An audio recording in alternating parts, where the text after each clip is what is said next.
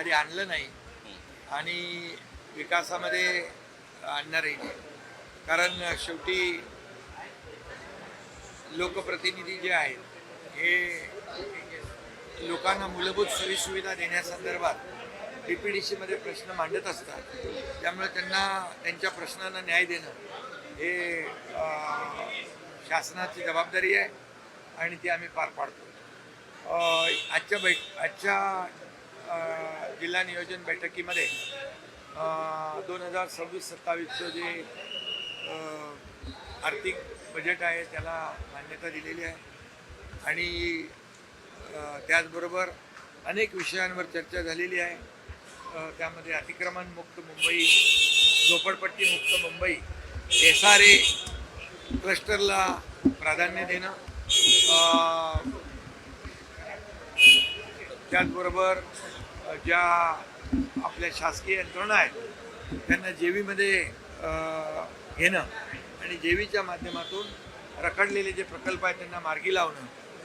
हिंदुहृदय सम्राट बाळासाहेबांचं जे स्वप्न होतं 40 लाख लोकांना घरं देणं, खऱ्या अर्थाने आम्ही रमाबाई आंबेडकर नगरचा प्रकल्प 17,000 घरांचा SRA आणि MMRDA मिळून सुरू केलेला आहे, म्हणजे त्याला चालना दिलेली आहे.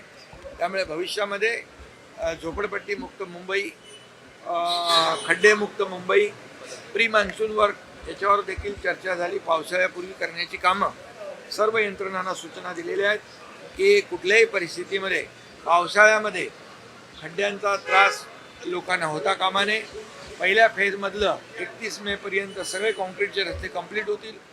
दुसऱ्या फेजमधले देखील 90% कंप्लीट होतील आणि त्यामुळे जे तिसऱ्या फेजचं काम पावसाळ्यानंतर सुरू होईल आणि जे डांबरी रस्ते आहेत ते डांबरी रस्ते पावसाळ्यापूर्वी सुस्थितीत आणण्याच्या सूचना मी दिलेल्या आहेत. नालेसफाईच्या बाबतीमध्ये देखील सूचना दिलेल्या आहेत.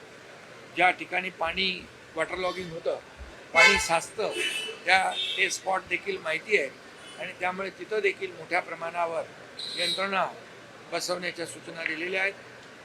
होल्डिंग पॉन्ड आहेत ते देखील कार्यान्वित करण्याच्या सूचना दिल्या आहेत, जेणेकरून पावसाळ्यामध्ये पाणी साचून मुंबईकरांना त्रास होणार नाही.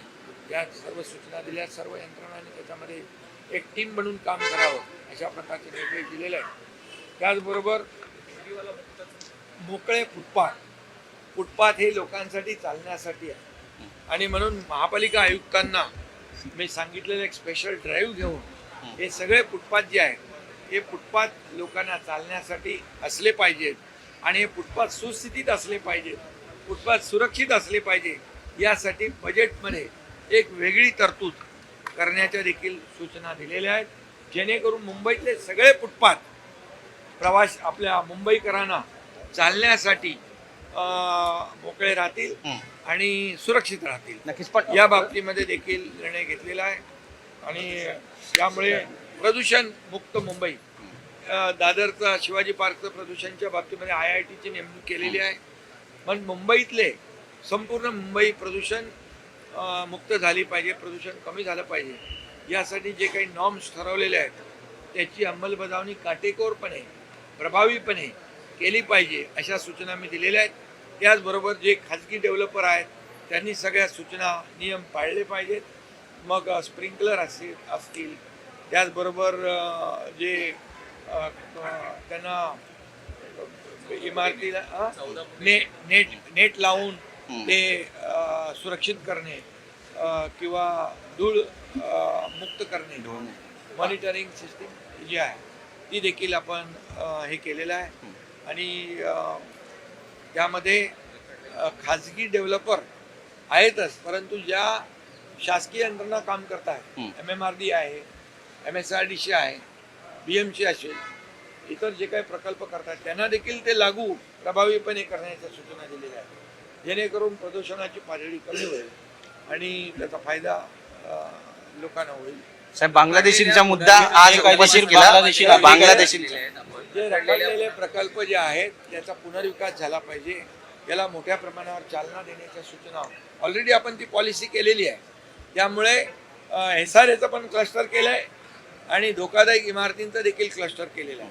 त्यामुळे क्लस्टरच्या माध्यमातून मोठ्या प्रमाणावर मुंबईचा पुनर्विकास जो थांबला होता त्याला चालना देण्याचं काम केलेलं आहे. त्याचबरोबर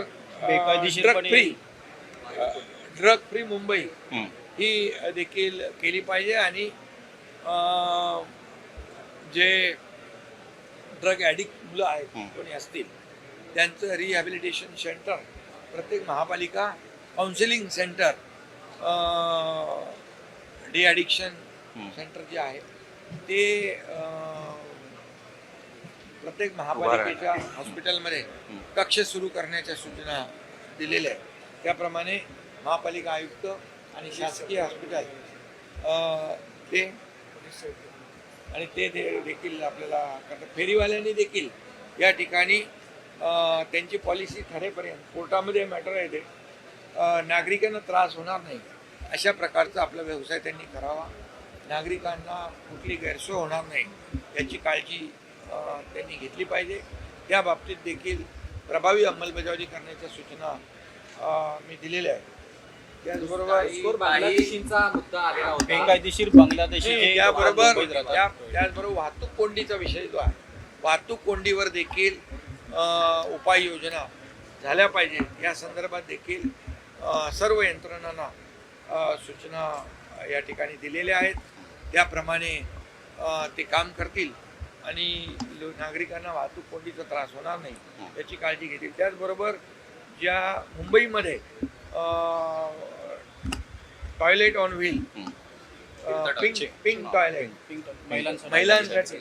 महिलांची जी काही गैरसोय होती ते स्पॉट आयडेंटिफाय करून मार्केट असेल इतर जी काही ठिकाणं आहेत रेल्वे स्टेशन्स असतील त्याच्या बाहेरचा परिसर असेल बस स्टॉप असतील इतर ज्या ठिकाणी आवश्यक आहे त्या ठिकाणी मोबाईल टॉयलेट ही सूचना दिल्या आहेत महापालिकांना आयुक्तांना आणि ते स्वच्छ असले पाहिजे अशा प्रकारच्या देखील सूचना मी दिलेल्या आहेत. बाकी बांगलादेशी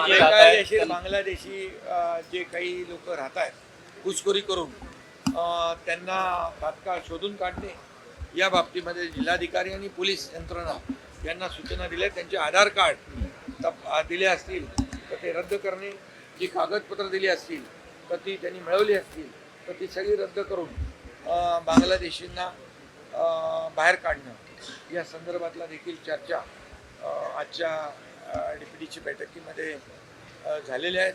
या बाबतीमध्ये मुख्यमंत्री महोदयांनी स्वतः देखील गांभीर्याने ही बाब घेतलेली आहे आणि म्हणून बांगलादेशींना मुंबई महाराष्ट्रातून त्यांच्या बाहेर काढणे हद्दपार करणे हे देखील निर्णय हा झालेला आहे.